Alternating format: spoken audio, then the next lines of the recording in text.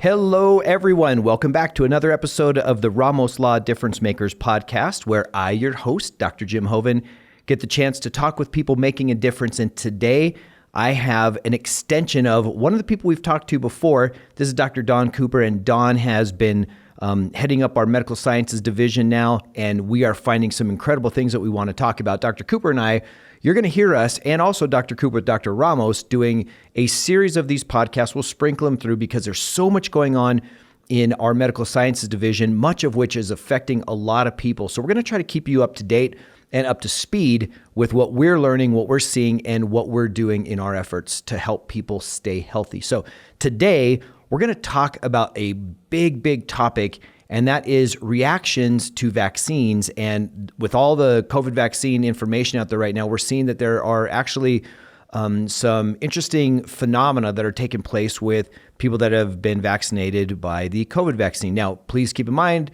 we are not telling you whether you should get vaccinated, whether you should not get vaccinated.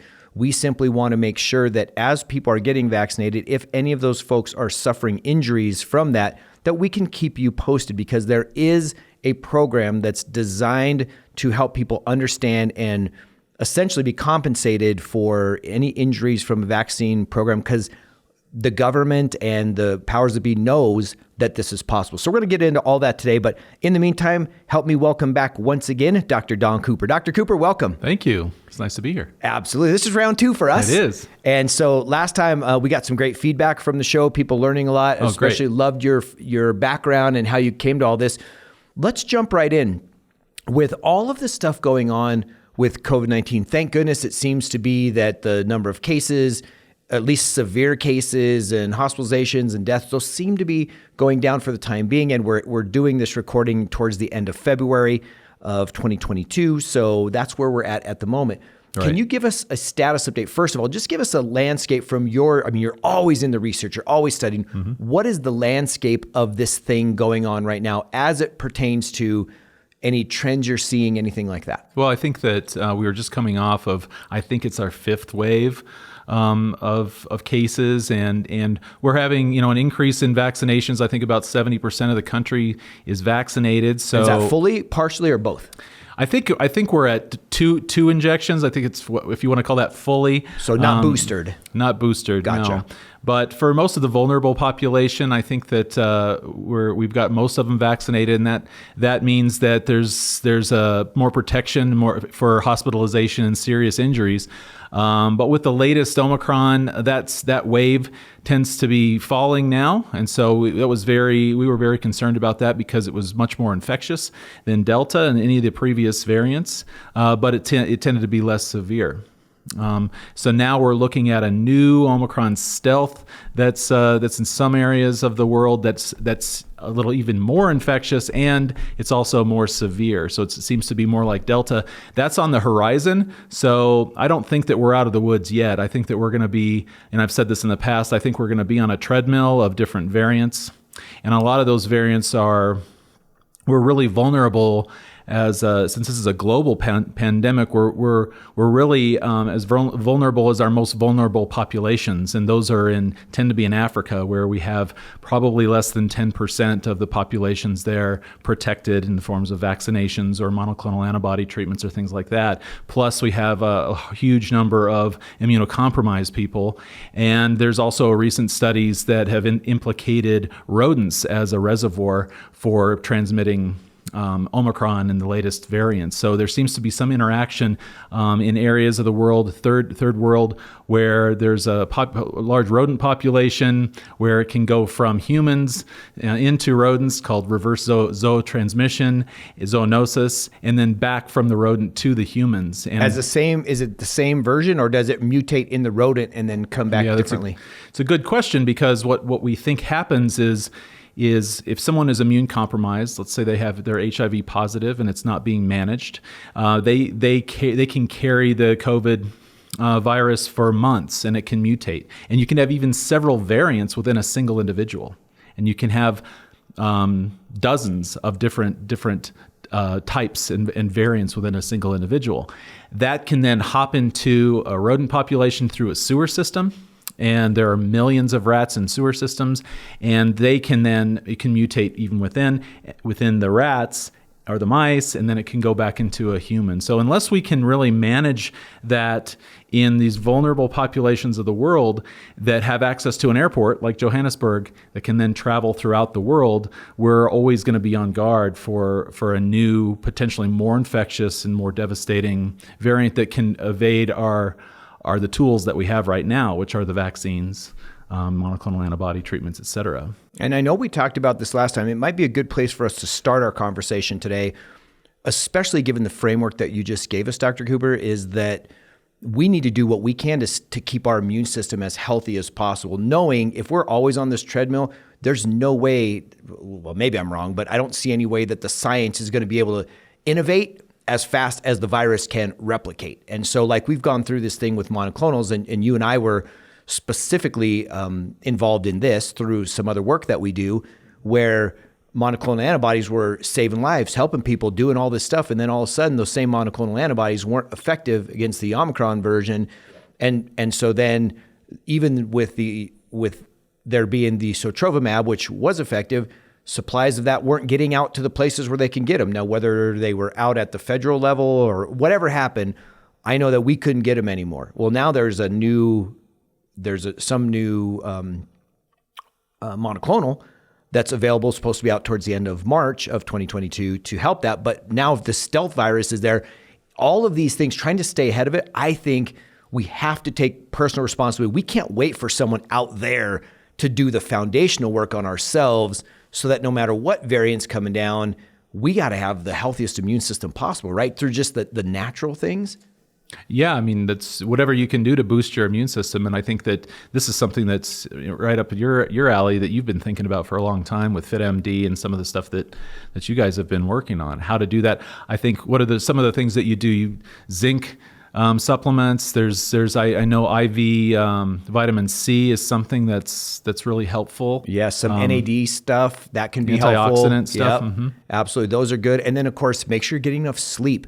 Make sure you're washing your hands. Make sure you're exercising at least 5 days a week. All of these things have been shown to help the immune system at a natural level. Right. But we also know that there are people that are, and like you said, I think you said it perfectly, vulnerable populations and people who are deciding for all their own reasons to get vaccinated. You got people deciding for all their own reasons to remain unvaccinated. Either way, we've got these bugs running around, and we know that there's trillions of viruses out there, most of which are nothing, but there are some that are nasty, and this falls in the category of nasty. So then we have this large group of us that have gone through the process of becoming vaccinated, but given all of the numbers, there's some people are going to have a predisposition. You and I talked about why last time for an injury. Is there anything that you're seeing in the data right now, specifically with COVID vaccines, that you're seeing any trends? Because I know you started the clinical trial for us here, and you've gotten a overwhelming response of what people are finding and the information, the data they're sharing with you. Can you give our listeners what you're seeing from this group of people that are taking the test? Sure. So in the trial, we were asking people, this is called the National Vaccine Adverse Reaction Database, and they can go to clinicaltrials.gov and they can sign up for it. And so we're recruiting people who had serious adverse reactions that, and these include anaphylaxis, lightheadedness, and the muscular symptoms, some neurological symptoms, vascular symptoms that could last for more than 6 months.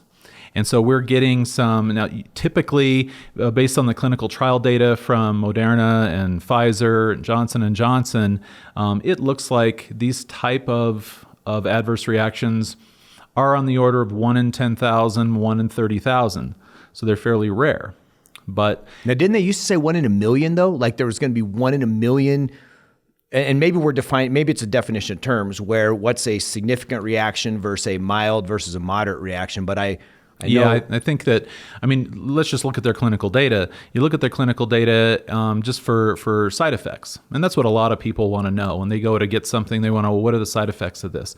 So let's just compare that to something like flu cell vaccine, the flu vaccine, seasonal flu. There's a couple of them, and it's made in the traditional way. and the side effects are about a little bit less than 20% for pain at the injection site in the arm. There's about 10 to 15% where they have a headache, and it's just a swollen arm, maybe about 10%. And that's usually maybe some fatigue for a day or two. Mm-hmm. And those are what they list, and the FDA lists on their instructions for use for those flu vaccines. Now, if we compare that to whether it's the Pfizer vaccine or whether it's Moderna, what we're seeing there is 80%, what they report is 80% pain at the injection site. Why is that? Do you know? Is it the chemical? Compared to the big difference? I think that's a good question, but there is something different about the way it's delivered. The volumes are similar. So in both cases, I think it's somewhere around a 0.5 milliliter. So that's the volume. It's similar, but I think it may have to do with the formulation, the fact that the mRNA, they're packaged in these little nano particles that are made with polyethylene glycol, and they're meant to make these little nanoparticles that can facilitate absorption to get this mRNA payload into the cells and to the sites where it needs to get to activate the immune system. And the reason why that is because they have to make these little packages is because mRNA is very vulnerable to degradation. I mean, means it breaks down and it gets breaks killed down. easy. There's enzymes that RNase is everywhere, and it's very difficult to work with. If anyone in molecular biology has tried to work with mRNA, it's very difficult to keep it intact. And so the one way they do that is they package it in these little kind of like balls of wax, with polyethylene glycol, and it stabilizes it and protects it from enzymes. And I think that's one reason why there's when you inject a high concentration of these nanoparticles into your arm, then it can create pain. Okay, but that's just something that people. It's not one of these serious reactions. Right. It's just an annoyance. But if we actually look at some of the other symptoms that they've reported from the clinical data, is you have about 60% of people report headache. A substantial, maybe half of the people are reporting low-grade fever, muscle aches, and these are things that are considered mild to moderate in symptom severity. And are they considered normal? Because I know that what we've heard from time to time in other vaccines, and this one is, it's a sign that it's working, that your immune system is kicking up. What's the difference between normal and abnormal reaction to the vaccine in that way? So forget some of the things we're going to talk about, but just in fever and muscle ache and headache and that kind of stuff. Well, that's what I tell my kids when if they have a fever or muscle aches after they get the injection, is that's a sign that it's working. And it's plausible. It makes sense because in order for your immune system to activate, it has to get a significant signal from something that it recognizes as foreign. And I think any of us who've been sick with the flu or a cold, which is another coronavirus, we know that the moment that we start to feel off, that's our immune system turning on. And that's what it feels like is we're lethargic, we have body aches, we have headaches, the same sort of thing. So I do think that it represents some of the science that's put into these in order to for the purposes of activating the immune system. So I do think it's intentional in some ways. We call them side effects, but it's not necessarily side effects. Right. So I think that we should, there's that. There's that initial malaise and bad feelings that people have. But this is not exactly what we're seeing. When people come to us in the study, that's not the type of things they're reporting. What are they reporting? What they're reporting is much more concerning, and it's oftentimes it starts with, I had some pain at the injection site, but then it led to tingling throughout my entire arm. And then that led to numbness in my fingertips, and that spread to my legs. And then over the course of months, what we start to see is they are developing headaches. They're having numbness in their extremities. They start to go to a neurologist to get a nerve conduction study. Oftentimes those come back normal. Their headaches won't go away, so they get MRI imaging. Those tend to come back normal. So we're seeing a lot of vague symptoms where people are definitely concerned. We're seeing instances of tachycardia, which is where it's your racing heart, where it goes above 100 beats per minute while resting. And that's very concerning. When someone's sitting there and all of a sudden your heart, for no apparent reason, starts skipping beats or beating very rapidly. Have we been seeing too, and I hate to interrupt, but that's such a great point. I've been I've been seeing stuff from the outside information, and again, I'm not in it the way that you are, especially in Europe, that a lot of the soccer players, a lot being a relative term, not like most of them or anything, but these high elite where soccer's played all the time, that there's been this wave of these players saying either A, they're having some cardiac issues, or B, they're saying, I just can't perform like I could before. Or is any of that data coming back with respect to some of these subtle injuries that just like I'm not like I was before?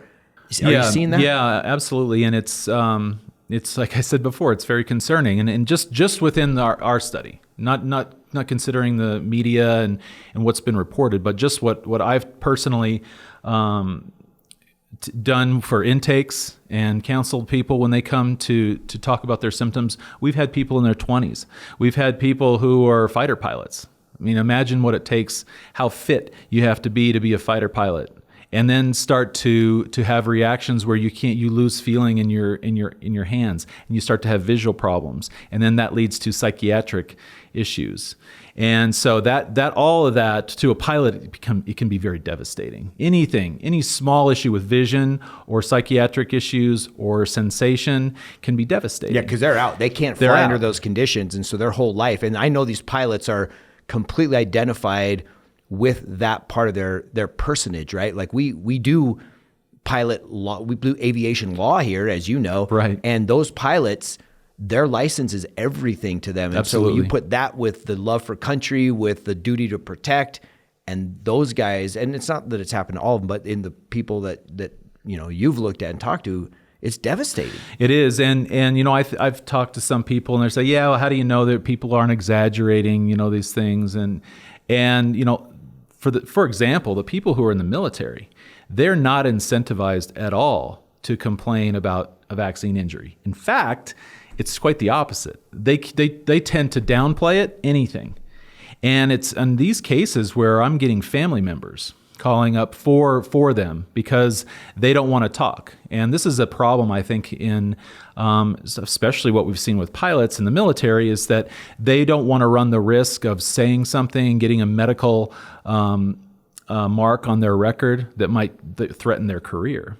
And so we're seeing that family members are calling in. They're saying, "Here's my son, and he can't. He's now sitting at a desk now, and he doesn't know what to do. He's basically, he was perfectly healthy before he had a vaccine. He started having these symptoms, some numbness, some tingling. This led to some problems with his vasculature, which is generally vasculitis, which is an inflammation of endothelial cells, and that can lead to damage of the kidneys, which can lead to electrolyte balance problems, which can lead to heart issues, which can lead to, it could just goes on one system cascades after the other. And so we're seeing another example was a top triathlete that came to us, and it was at the top of his game, and can no longer even work out because of cardiac issues. And we think that has to do with the myocarditis. So, and are they able right now, Dr. Cooper, are they able to take anything and to definitively connect it, they being the doctors that they're seeing, or are doctors reticent to make that connection? Because what I've seen is worldwide, my understanding is there's been about 24,000 deaths that have been attributed to the COVID vaccine itself. And so I don't know what the acceptable number was when they started this program, or is, if that's normal. Like, I don't know, because this is vaccine at a massive scale that we've never seen before.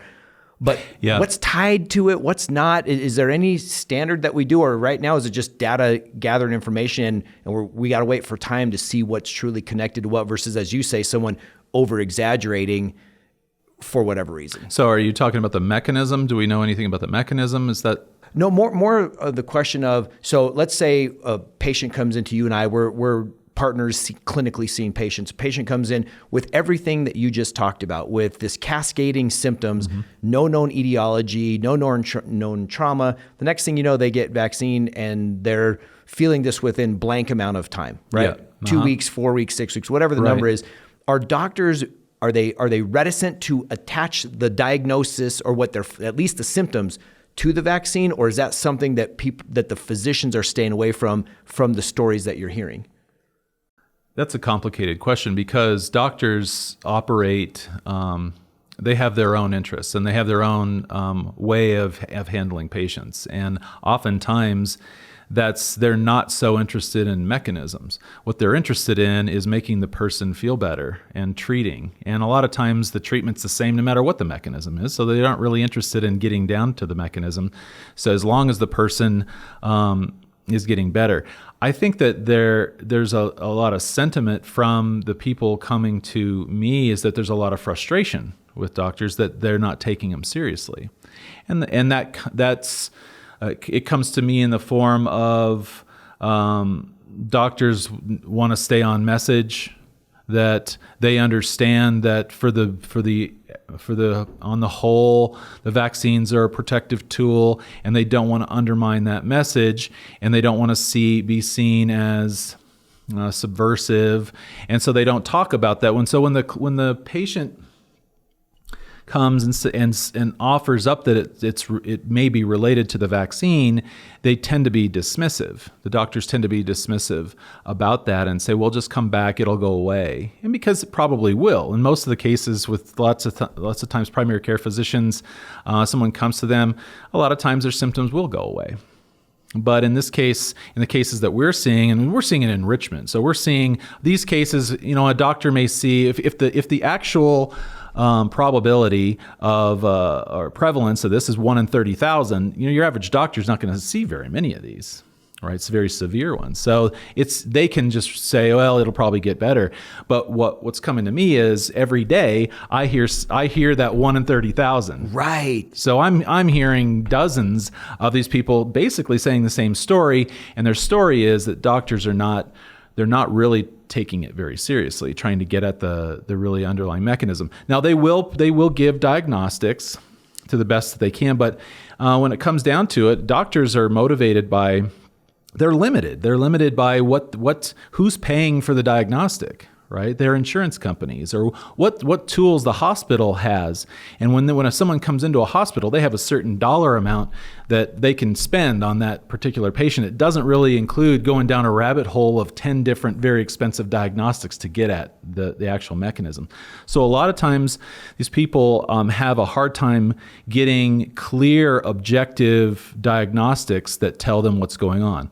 In the cases that I mentioned with the triathlete, well, they could see it. They could see a huge increase in inflammatory markers. So we're talking about cardiac markers, C-reactive protein, D-dimer. These are the kind of things that indicate whether someone's having some cardiac stress.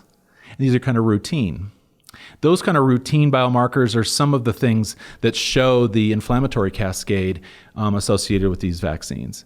So that's kind of the state that we're in right now. Right. Well, so have you seen, or maybe it's too early to tell, because you are a data machine, like you just soak it in and take it and put it in spreadsheets and you do all the cool things that you do. I would think that one way, because we are so covered in our country, we have healthcare coverage, right? To a good degree, not as much as all of us would like. There's still a number of uninsured. But if people are going into their various providers, hospitals, urgent cares, and they're getting diagnosis of something, and if we see an uptick in those trends, like we always watch how many deaths from cancer, how many deaths from heart attack, how many deaths from all that, right? We watch that all the time. But the same actuarial data goes in for diagnosis, because that's how the insurance companies are understanding where their rates would be. How many are chronic issues? How many are sprained strains? How many are surgeries? Have you noticed, or is it too early for us to say, wow, ever since these vaccines have been introduced into the system, we've noticed a blank % increase of cardiovascular style diagnoses? Forget the tying into them. Just look at the strict numbers of diagnosis percentage year on year on year. Have you seen any of that yet? So from my perspective, I don't have access to that aggregate data, so I can't tell you if the base rates have changed for any particular diagnosis. I think it's probably challenging to get that data, because from what I'm seeing is I'm seeing people coming in with a host of different types of symptoms, and they're being referred to rheumatologist. The same person would be referred to an allergist. The same person would be referred to, a whole host of different neurologists, for example. And they're doing nerve conduction studies. They're doing skin tests for polyethylene glycol or other allergies, allergens that are part of the vaccine. They're seeing lots of different specialists, and the specialists are running some different tests, and they're not necessarily coming back positive. And so it's hard to attribute it to, myocarditis, or there's these nice, neat categories and pathologies that you can put a code to. So it's kind of a general symptomatology that can span over time, spans different systems.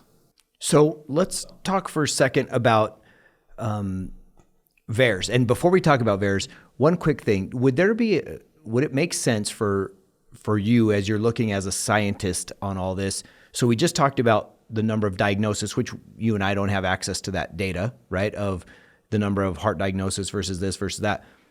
Would it also make sense for the people looking at this kind of thing, the number of tests ordered? I never thought about that till you were just deciding that. If we're getting a whole bunch more neurological tests ordered than we ever got ordered before, whether you look at number of tests, dollars of tests, or whatever, that would seem to indicate something was going on. Would that be a natural thing for people to look at that have access to that data? Sure, it would. Absent everything else being equal, the problem that we've seen with the healthcare system is that all of these elective style diagnostics have been suspended over the pandemic. So if you had a neurologist's office who was doing 20 nerve conduction studies a day, and now they're doing none, and they're scheduling out for a long period of time. The problem is that because of the pandemic and because of the strain on hospitals, all of these sort of elective diagnostics, neurodiagnostics, all these things have been kind of set aside. And so it's hard to get any data because we can't see that increase because of that. That makes sense. You have multiple variables moving at once. Sure. Yeah, a lot of moving parts there. Now, when it comes to VAERS, you defined it earlier, the Vaccine Adverse Effect Reporting System, VAERS, right? Mm-hmm.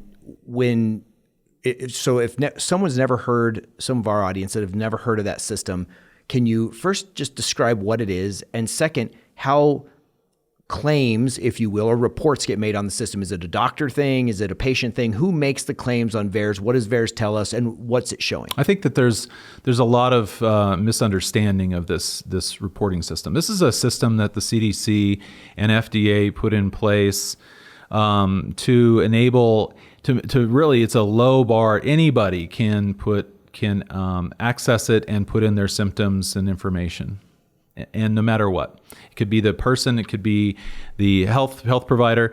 So it's a database intended to be used by the CDC, and it's not intended to be used by healthcare providers, by doctors, or by people in general to get an assessment as to what's going on. It's really not built to do that.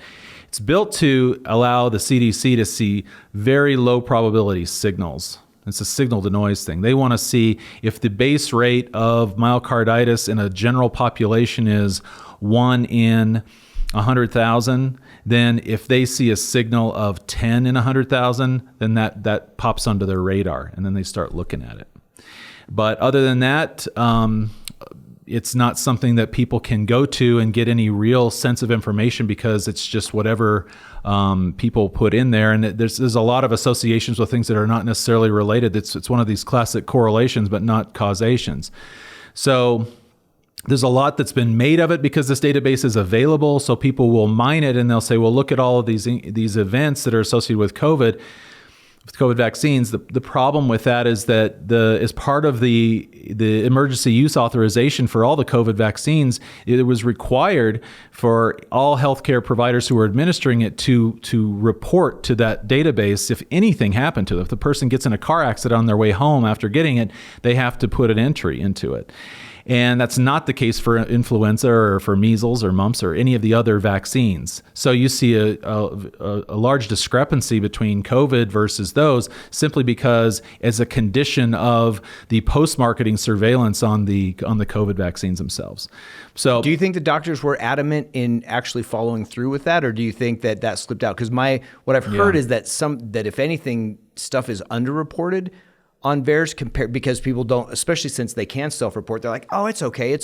They don't know what VAERS is. They don't know how to do it. And I would think that, and I don't know if all the doctors were so busy, if they said, yeah, we got to do this, they do it, or if they're like, nah, it's not that big a deal. Yeah, it's hard to know because if people I've talked to, I've had people where the mom reports it, the child reports it, and the neurologist reports it, the primary care reports it, all the same thing. It can't take those people out. Like if my situation gets reported 5 times, it gets reported as 5 different things. It doesn't say, oh, we've already got your name. Thanks. Right. Okay. Yeah, because of privacy laws, HIPAA, it's all coded. And so everyone's trying to do their due diligence, right? And so the people who are doing that, they report, and that what that creates is a big mess. Right. Just like the testing, right? Like that's the same thing with the testing for thing. Because if I take it today and then I take it tomorrow and I take it tomorrow and I take it tomorrow, well, it's still going to be either positive or negative, and it's kind of clouds stuff up. And so if they can't safeguard the information as far as what it goes in, it kind of dilutes it. But is it still giving us some good as we're looking at this? Is it still giving us, particularly you, good correlative information that you can use to tie with what you're doing in the clinical trial? Well, I think that we need really much better data mining tools in order to try to pull out any signals from that database. And that's the main reason why we set up our own clinical trial for the National Vaccine Adverse Events Survey and etiology study, because we want to be able to not just have this system where it's a shotgun approach where anybody can report anything and then they're gone and then there's no follow-up. Mm-hmm. We wanted to have something where we describe people who have injuries, they go to clinicaltrials.gov, they see our site, they take our survey, and we follow up. We call them up, we have an hour-long conversation with them, and they tell us a narrative, and they put everything in context. And based on that, then we can start clustering things and start to really understand what's the mechanism, what's the true etiology, is there a common factor amongst all these different things? And I think that's the way to do it. And I don't plan to spend too much time trying to fix the CDC's VAERS database. Probably a great use of time not to spend time doing that. I'm not paid to do that, and I'm not interested in doing that. But I can tell you that I get a lot of people saying, well, they're really mad. The doctor didn't enter it into the database, and I just called and tell them to do that. And I have to tell them that it doesn't really matter. The doctors aren't looking at this. They're not getting any read out of this. They're not informed in any way, treatment-wise, or in any meaningful way. The VAERS database does not come back and loop back and help treat people. It's not designed to do that. But people have that idea. Oh, there's information here, and you should be able to use this information. And then if you knew this, then maybe it could save somebody else. Yes. And so what we're talking about there is something that I'm very interested in. I think that we can really do some good, and it's not that difficult. So, I mean, many of you have probably heard of genome-wide sequencing. Over the past several years, the cost of getting your whole genome sequenced has gone from $1 billion probably in the early 90s down to you could do it for $500 now. And so with that, we're starting to see that there are certain what's called gene polymorphisms, which are mutations in individual genes that are associated with vulnerabilities to some of the same symptoms we're seeing with the vaccines. So imagine if we had a population of people who had vaccine injuries, and they had different clusters of symptoms, some having endothelial vascular systems, some having neurological neuritis inflammations, and some having organ systems. We clustered them. And then we did whole genome sequencing on them. And we found out that there are certain gene clusters that are associated with vulnerabilities to each one of those things. Yes, right. Well, some people we've started to see this, and it's not necessarily with the vaccines, but one of the things we're seeing is one component of the vaccines, which is in the vaccines that makes up those nano lipid capsules, and that is polyethylene glycol. And polyethylene glycol is a molecule. It's an inert molecule. It's generally recognized as safe. It's in a lot of cosmetics and toothpastes and things. And it's an inert, what's called an excipient in drugs that doesn't have any pharmacological activity by itself. But what it does is it facilitates the bioavailability of other drugs to make them active. And so this polyethylene glycol is in the Pfizer vaccine, it's in the Moderna vaccine, and it's what binds it together. Well, there's a substantial fraction of the population, of the world population, across all ethnicities, where about anywhere between 10 and 25% of the population have circulating antibodies to polyethylene glycol. Which means they didn't like it.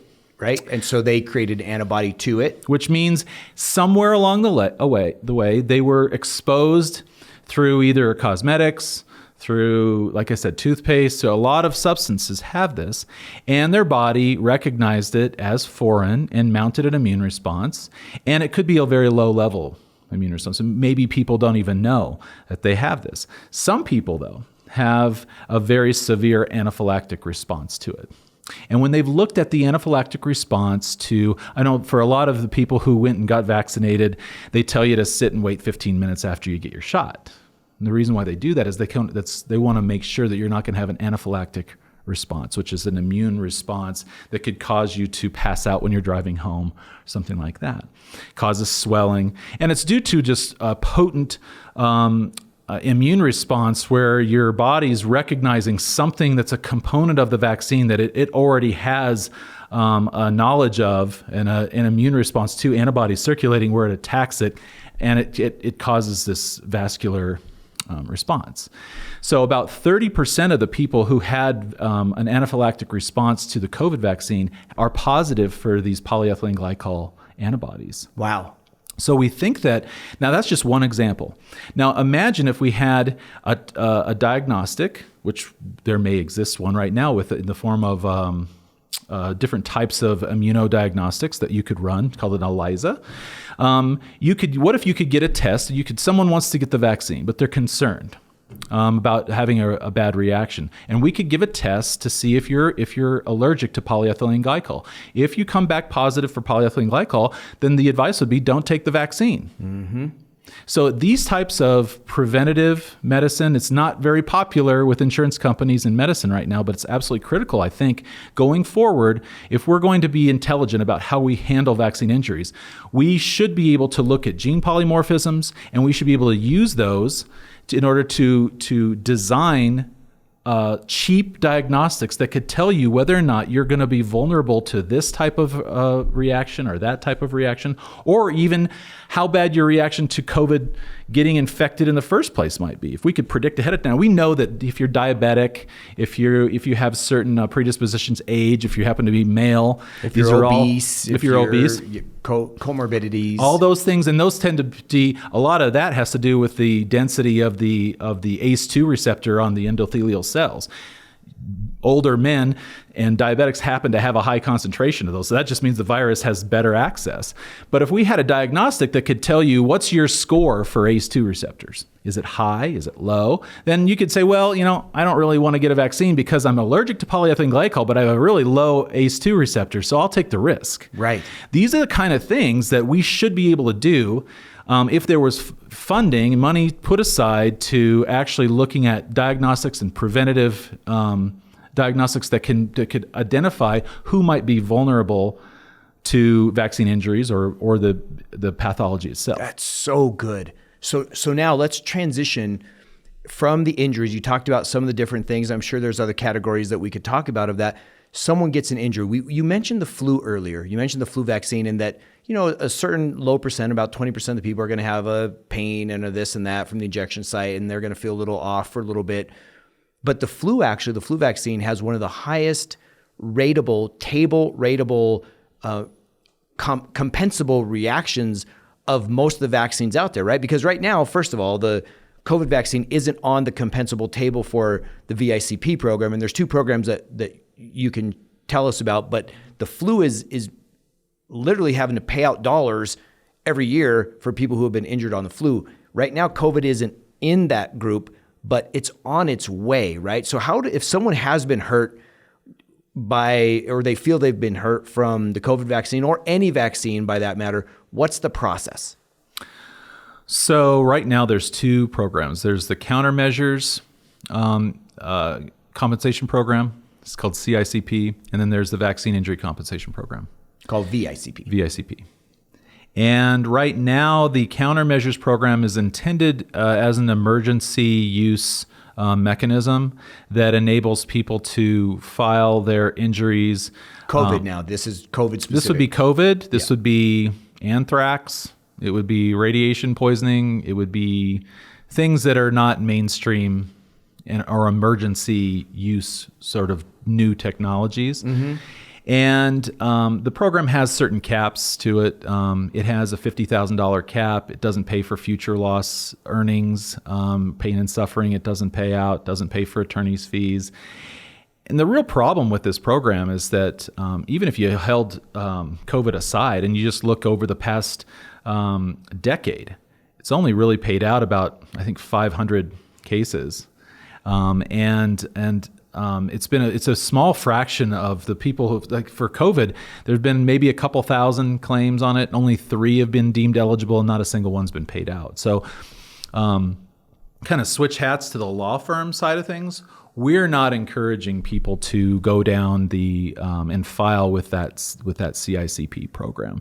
We're encouraging them to wait until the COVID-19 vaccines are included in the vaccine injury compensation program. And when will that be? Is there? When will that be?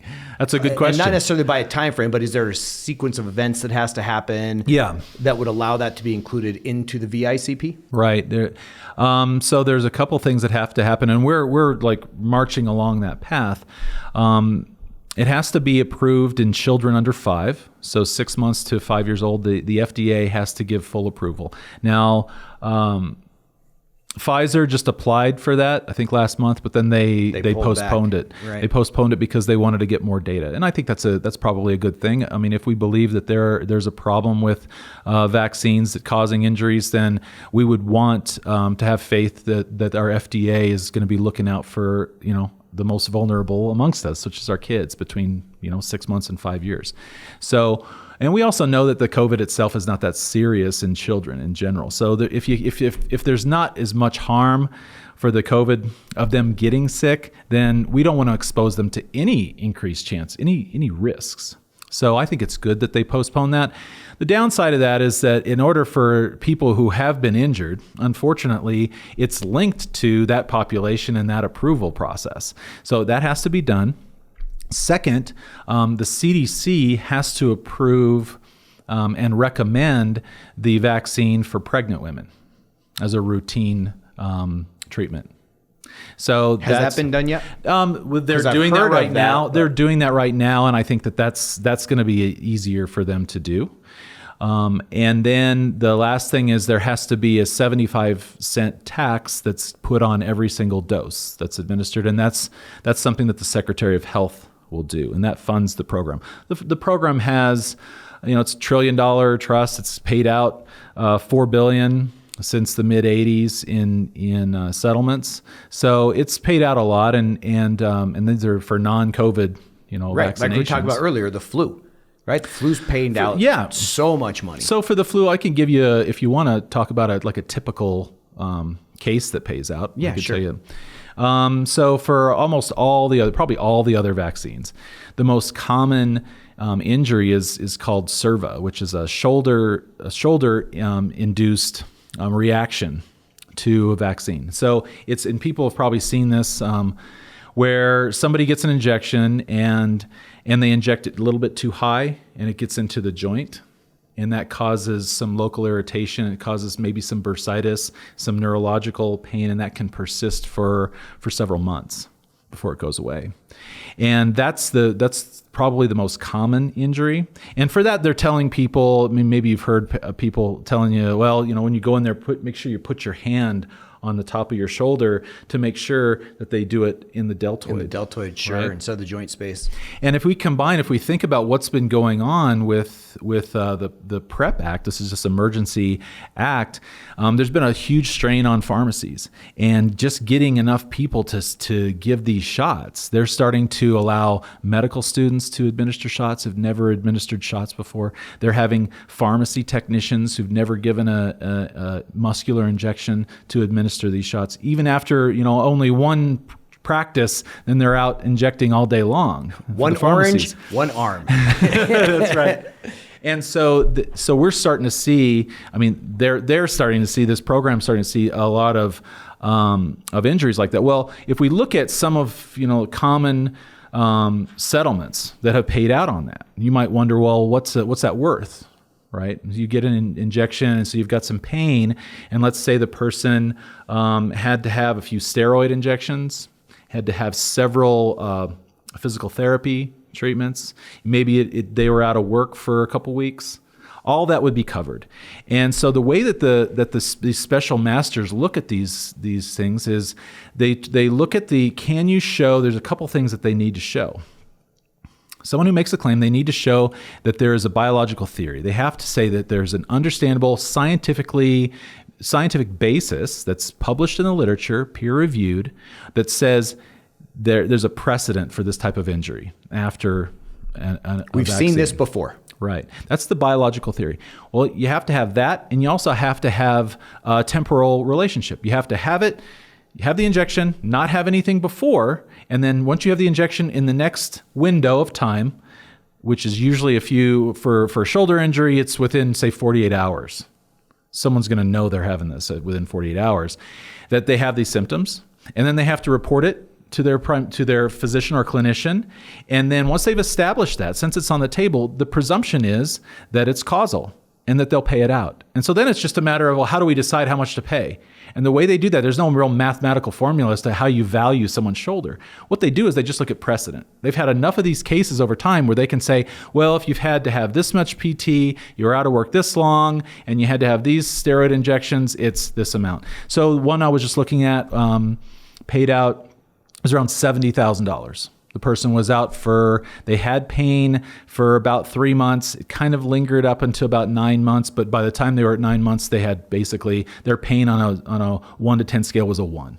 So they had recovered, but that first initial period, they did have serious pain. They had injections. They had about 10 steroid injections, and they were having, 50 PT sessions, and it paid out $70,000. And for the people who have, from one vaccine or another, COVID, again, not being on the table yet. So everyone's listening to this. It's not on there. It's on the road to being on there. But for the vaccine injuries that are on the table, if someone has ongoing care, do they consider that? So let's just say you've got a nerve condition, right? And that nerve condition is going to be with you for years or for the rest of your life. Do they take that into account at the magistrate level where they say, okay, we're going to pay for the treatment into a certain point, because not everyone's going to respond, to the 1 out of 10 from the shoulder issue if they have, Guillain-Barré or some of these other things. So are you talking about pre-existing condition? No, they get a long-standing condition from a vaccine. Oh, okay. Again, just say the flu vaccine, since that's what we were talking about. And they get something that's going to last them for years or a lifetime. What happens there on the compensation side? Well, it goes up into the saturation of what's allowed, which right now is at $250,000 for future pain and suffering. So that's where they would cap it. There is a cap for it. It's not there is a cap. Okay. Yeah, but it's something they don't look at every case relative to the cap. It's not like they say, oh, here's the worst case scenario. Where do you lie in this continuum? They view that cap as maybe several people would reach that cap. And they're just looking at, all they're looking at is, well, what's the precedent been for previous awards that have been given? And so I just gave an example of a shoulder injury. There may be worse conditions. Guillain-Barré might be worse. There might be lasting visual issues. I mean, there's a number of things that may be worse than a shoulder injury where they would be compensating in larger amounts. But never over 250. Not for 250 for future pain and suffering. Now, if for medical bills that are not compensated by insurance, they'll pay whatever the cost is. So it could be up to $500,000. Right. But there's so no if someone cap was on that. uninsured, all of their bills would be paid. Sure, they would just have to. You would want to. Here's some advice. If somebody has they think they have a vaccine injury, the key thing for them to do is to document everything. The moment they have something, they think that their arm is sore the next day, and it goes for a couple days, they need to call their primary care physician, and they need to get on record. And then they shouldn't shy away from getting physical therapy. The doctors may say, well, it may not be that, but they should be, I think, a little bit more adamant about insisting on getting therapy to get better. Same with if they have a neurological condition and they talk to their doctor, and their GP scans them up and says, oh, I don't really see too much. And we do a little blood work, nothing comes back. And they don't make a neurological recommendation to a neurologist. Should the patient then advocate for themselves and say, no, something's wrong. You need to send me somewhere. Like, what does a person do in a case like that? Well, I think that if they didn't do that, they would have a harder time making a case for themselves if they wanted to get compensation. Yeah. So if we're just looking at it from maximizing your chances of getting a settlement for compensation, then they need to document everything, and they need to push their doctors and tell them that, and they need to be treated as though, for the injuries that they actually have, and not be afraid to get the kind of therapy that they need. Because if they can do that, and they can show that when COVID-19 vaccines are added to the table, then there's a 2-year look back period. All right. So let's say they add it in January of 2023. Then there'll be a 2-year look back period for people who've been injured. That's what we're thinking right now, and right. And that's what one of the special masters cited that as part of as in the statute, that there's a 2-year look back period. So we're fairly confident that that's why we're waiting for the vaccine injury program and not going with the CIC program. So we think that we'll be able to go back in a 2-year period. What we'll have to do is the person needs to keep good records. We have to have access to their medical records so that we can look back 3 years and show that it's not something that's recurring or that's happened in the past. But even if it was, could it make something worse? Could it make a previous injury worse? And that exactly. way you quantify, man, it was this bad. Now after it's that bad, but it's the same thing. It's kind of the same thing with an accident. When somebody has arthritis, or they have some pre-existing condition in their neck, and then they have whiplash, you can still get full payment on a settlement, even if you had a previous injury. Right. So it's like that. It's a no-fault program like that. So it allows people to just document that there was a time that they had an injection, and then even if they've had multiple injections, one thing is sometimes people are getting their COVID injection with the flu right now, and you can't separate which one's the flu and which one's COVID. Is that a good idea, by the way? I mean, putting that much stuff in your system at one time for your immune system to try to deal with, get used to, recognize, not recognize, like that just seems to me like you're asking for trouble. Well, all I can say is that the FDA has said that it's safe to do that. But I can tell you from our perspective, from the legal side of it, when we're going to put forth a claim or a petition to the Vaccine Injury Compensation Program, we can put forth a claim for a flu vaccine, but we can't with COVID right now. So if you had both in the same day, we can't separate out which one's COVID and which one's the flu. Because they're going to have some similar reactions. They could have similar reactions. We will still be able to put forth a claim for the flu vaccine. Yes. If you have a shoulder injury, right? Wow. Yeah. So I would just say that, from that perspective, it's easier for us to if people have got two, we'll focus on the one that's on the table. Got it. We're not going to talk about the one that's not on the table because it's not on the table. Right. And we'll let the special masters, and in cases like that, they only consider the ones that are on the table. That's amazing. This has been a fascinating conversation. We could go on for hours. You and I talk about this stuff for hours, right? Every week we talk about this stuff. If someone, I really hope that if you're listening to the show and this has resonated with you, it's raised your education and your IQ, or it's raised your curiosity, or it's raised your ire because you're pissed off that you know someone or you took a vaccine, whether it be COVID or otherwise, that caused something that you needed to have, you're not sure, but you don't feel right. I hope you'll pass this along to that person that you might know, or you'll think about this. If you need help with this, call us. We'll have you get scheduled, contact with Dr. Dawn. We'll go through our process just to help guide you, because man, if you're not feeling good and you don't know what to do, we want to at least be there as a resource. Dr. Cooper, what's the best way if someone does have a question, an issue, they're sure that something's gone on following a vaccine, what's the best way for them to reach out? Well, I think number one, they have to reach out to their primary care physician and they have to get it documented. And after they do that, then they can certainly, they can email me, they can call, our number here. Yeah, 303-733-6353 is the number, by the way. And they can email me at drdon@ramoslaw.com. D-O-N, Dr. Dawn, D-O-N at ramoslaw.com. You can see us at ramoslaw.com.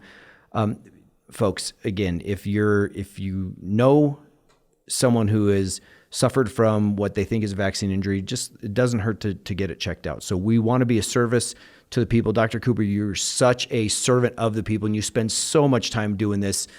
I can't tell you how much I appreciate you having on my team, man. I would go anywhere in this world with you next to me to figure this stuff out. You're killing it. Thank you so much for the time. Any closing words, closing thoughts, things that you're thinking about that you'd like to share before we jump off?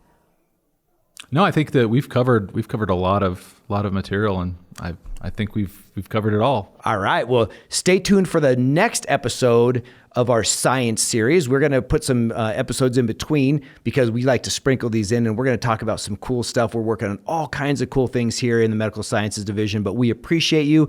Know that you always have a friend in Ramos Law, and until next time, enjoy your life and go make a difference.